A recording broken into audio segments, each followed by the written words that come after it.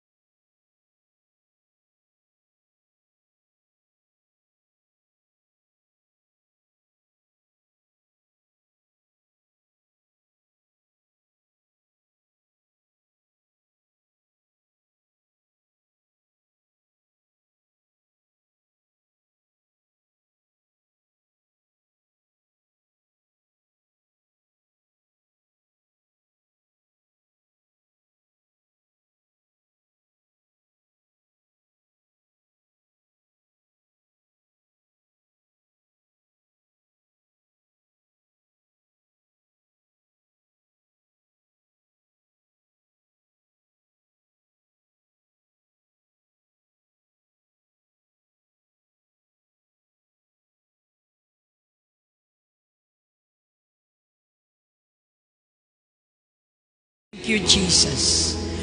Lord, dahil taglish kami ngayon, we're going to ask your presence. Sa presensya mo, i-reveal niyo po ang inyong pagka-Diyos. Tonight, you are real. Totoo ka. Sa presensya mo, doon ka namin masumpungan. At sa aming pagsamba, sa aming pagpupuri at pagsamba, gumagawa kami ng inyong altar. Kayo ay bababa, at sabi nyo, 2, 3, o maraming nagtitipon, nandiyan ka sa kaligitnaan. At Lord, naglulong po kami ng inyong presensya. Dahil sa presensya nyo, ang lahat sa amin ay magbabago. Mula sa kadiliman, papunta sa kaliwanagan. Sa presensya mo. Ito po ang kailangan nating lahat, mga Pilipino. Nasa UAE, we've been praying for you. At kahit kayo ay nasa gera, basta nasa presensya kayo ng Panginoon. Pangako niya, hindi kayo iiwan, kundi kayo ay proteksyonan. Sambahin natin ang Diyos na buhay. Sa presensya mo, Panginoong Jesus. Worship the Lord.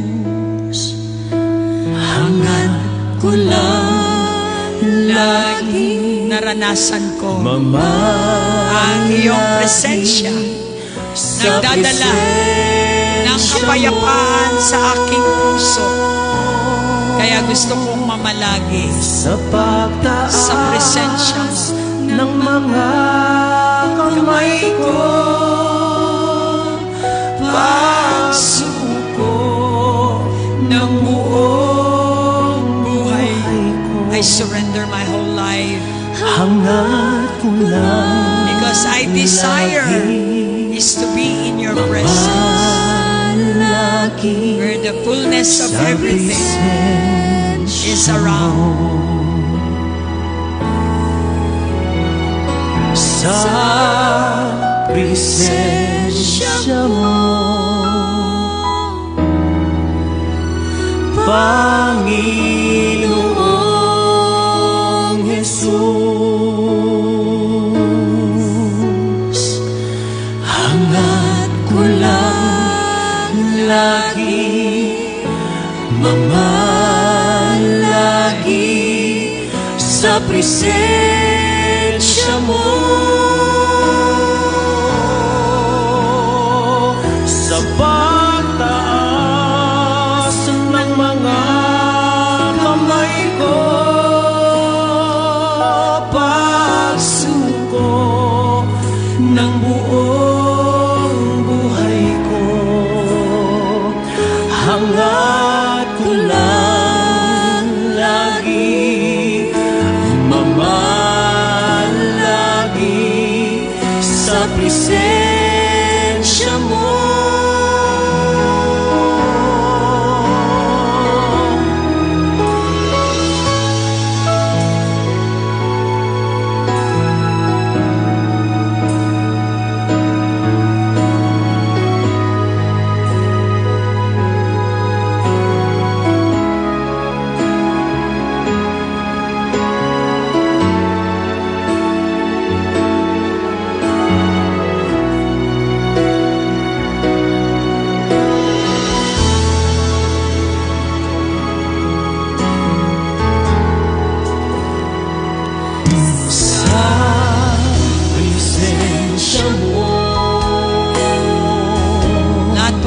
Kababayan, iniimbita ko kayong sambahin ang Diyos na makapangyarihan. Hangad ko lang gawin natin itong panalangin upang tayo sa ay makaranas ng kanyang pagliligtas. Sa pagtaas ng mga kamay ko,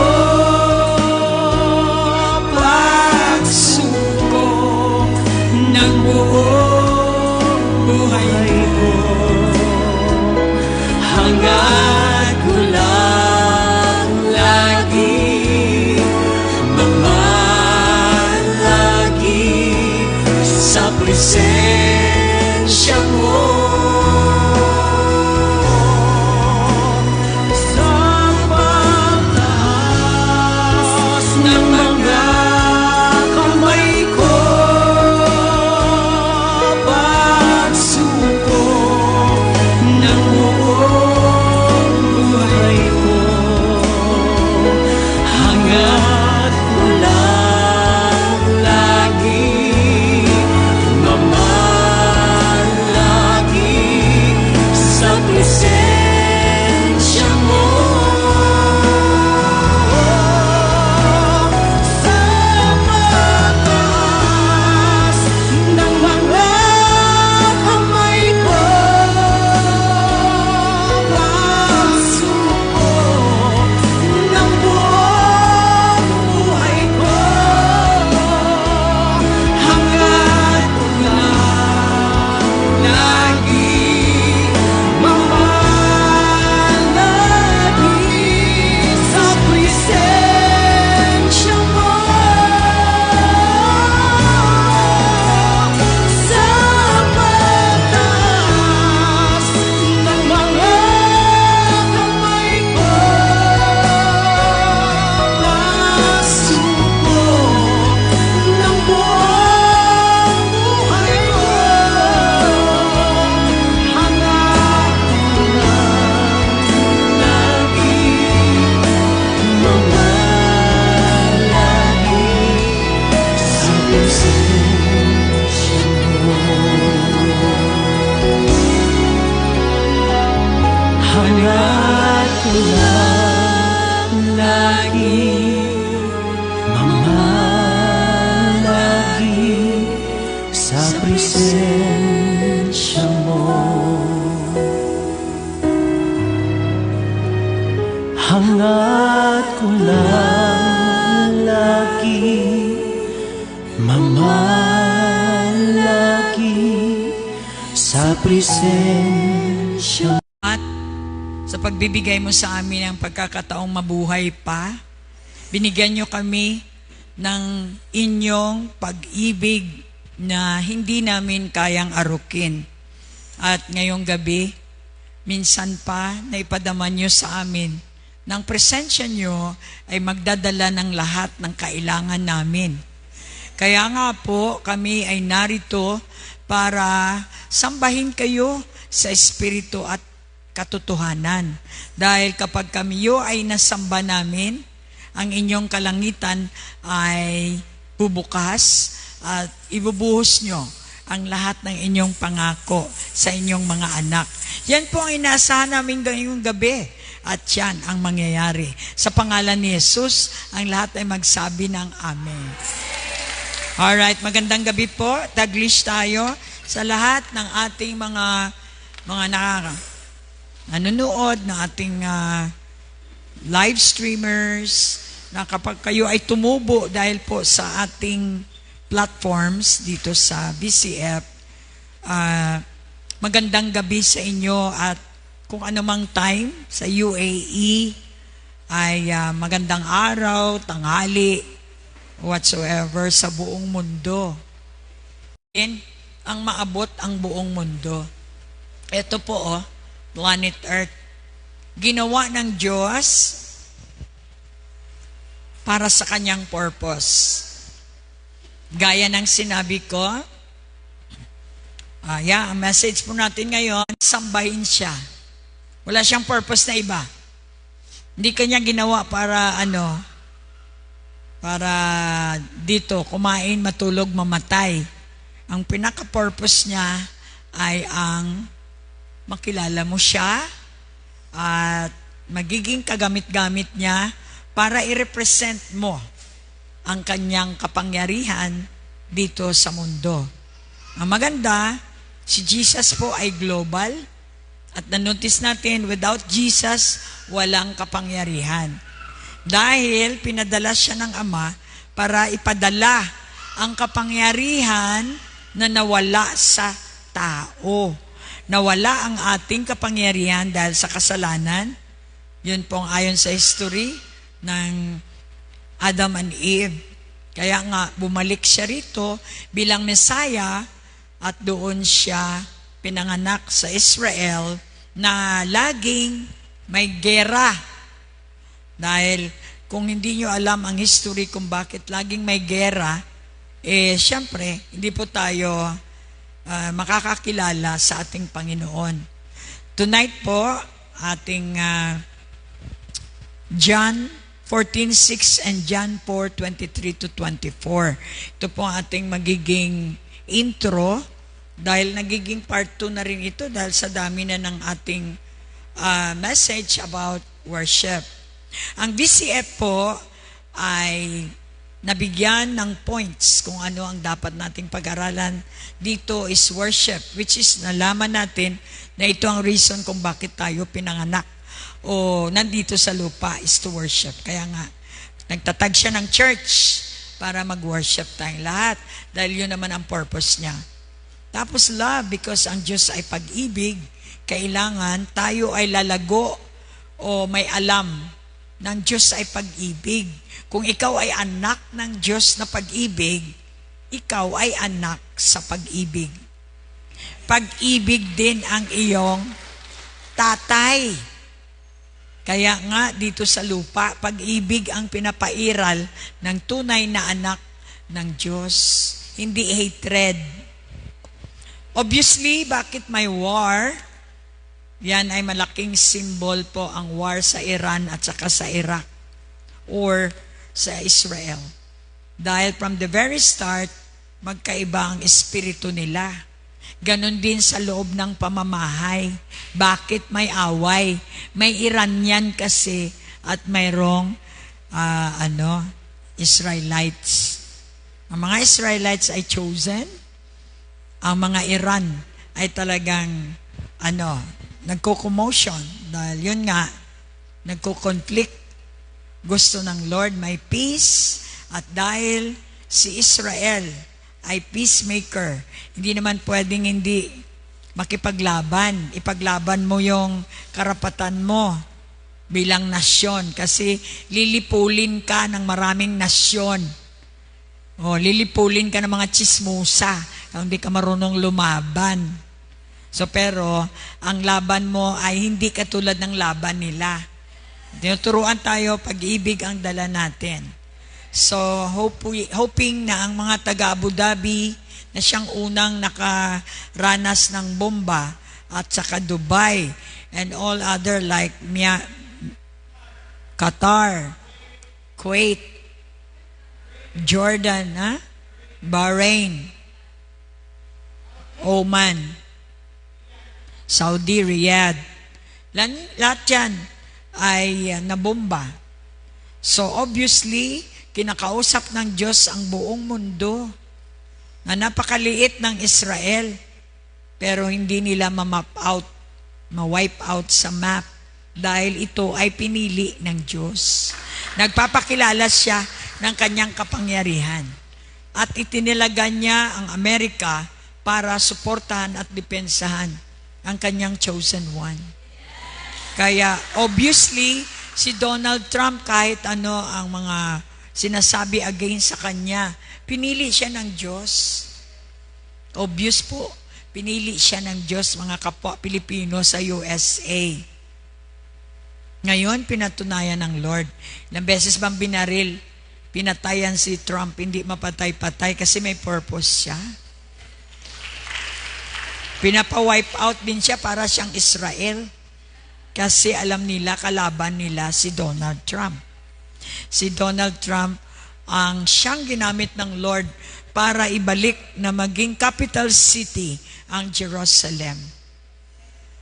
Na dati Tel Aviv ang capital city. Ngayon, binalik sa original. Siya lang ang presidente na nakagawa niyan. Kaya nga mag-observe naman po tayo.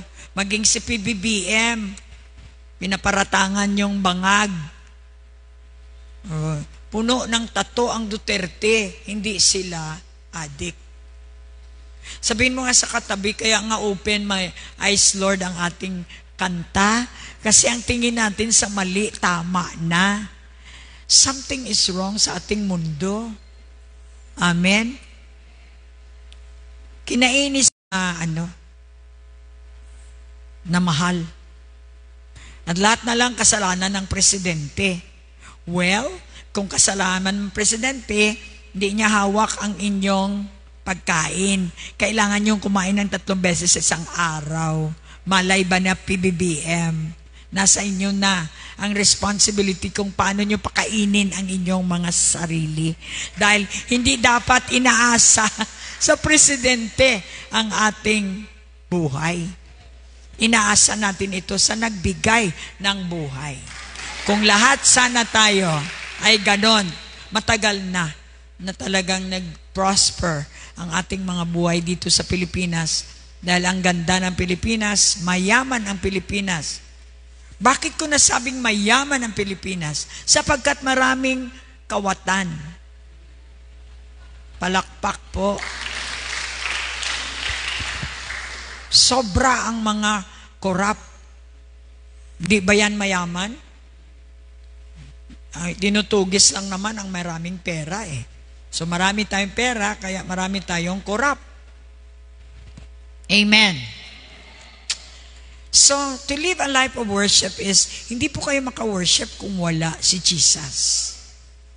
That's why so sad, napupunta tayo sa ibang lugar, hindi nila narinig kung sino si Jesus. Pag narinig nila si Jesus, para silang yung nawirduhan. Kasi hindi uso sa kanila si Jesus. Magkaroon tayo dapat ng burden na kailangan nila magkaroon ng Jesus kasi wala silang way na makilala ang Diyos at ng sarili nila kung hindi itong Jesus na to na pinadala ng Ama para magkaroon ng liwanag ang lahat-lahat ng tao sa buong mundo. Because Jesus is the light. Hallelujah. Let's go sa John 14:6. Kailangan po tayo maborn again. Dahil ang Diyos natin ay Espiritu. Look at your neighbor. Man-made pa rin ba ang iyong Diyos? Katulad ng Santo Niño, man-made. Ano pa? Mermaid. Lahat ng Diyos-Diyusan ay man-made. Ang tunay na Diyos ay hindi man-made. Real. May-ari ng langit at lupa.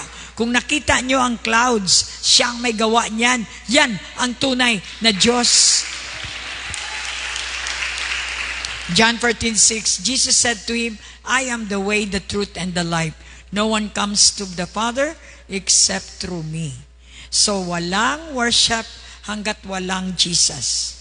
Siya ang nagdala ng katotohanan, truth. Ang hirap sa atin, naniniwala tayo sa sabi-sabi ng mga tao. Kaya nga, may man-made tayo na Diyos-Diyosan. Kung sana, dumiritso tayo sa Diyos, hindi na tayo dumaan pa kay Maria. Hindi na tayo dumaan pa kay Santo Niño. At mind you, maraming color ang Santo Niño.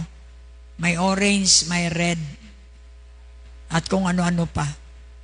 Nakabarong ang Santo Niño ni Marcos nung pumunta ako sa I had a chance to go inside the Malacanang, inside sa bahay nila hanggang sa underground. Nakita ko yung Jesus nakabarong at ang pusod ay may brilyante. Ang araw na-shock ang mouth ko. Daming Maria. Pumunta ko ng Cebu, Nuestra Señora de Regla. Yun ang aking panata sa Cebu. Nagdadala ako ng holy water para pasalubong ko sa aking mga kamadyong para manalo sila. Can you imagine ang kamangmangan? Notre Dame yan. Notre Dame yan. Teacher ako. Hello? So, anong mangyari sa akin kung nanatili ako sa ganong paniniwala? Hanggang ngayon, ako ay naghahanap ng holy water para ipamigay sa paniwalang sila ay swertihin. So wala kang pagkaiba sa kristal na bula. That's why, by the devil too long, now that we are in the truth, we're going to tear down the devil's kingdom down. Sa pamilya, halos yung mga tao, nakakatawa. Hindi na magsimba kasi walang maiwan sa building nila na malaki. Hindi na sila magsimba kasi merong TV naman. Which not worship God. So in other words, hindi botsing ganun nga baptist ka, nakapalangit ka. Na-notice nyo ang mga religious people, di lang ko mga kiga, aminan nyo, buta ka mo sang arthritis, kung hindi sang mga sakit sa mga kidney, kung ano na lang, dumalipong na sila ka maintenance. Dira mo mabalaan nga, Diyos-Diyosan, may ara pagid siya nga Diyos nga lain. Kung tani, si Jesus lang ang imo operation with other doctors nga gusto man nila makahatag sang ilang nga gift para sa katawhan. Kuhaan nyo ang opportunity, aga pa kamo 8:30 para ma-check up nyo ang inyo dugo, sugar, whatsoever. Namigid na ma-check up kita. Daw wala may nag-response, so extend ko nga akon nga invitation sa Vietnam. Kaya ang Pilipino, wala ga response. Palakpak. John 4:23-24. Basta kay tudluan niya kita, sangan, nagkadto siya di para tudluan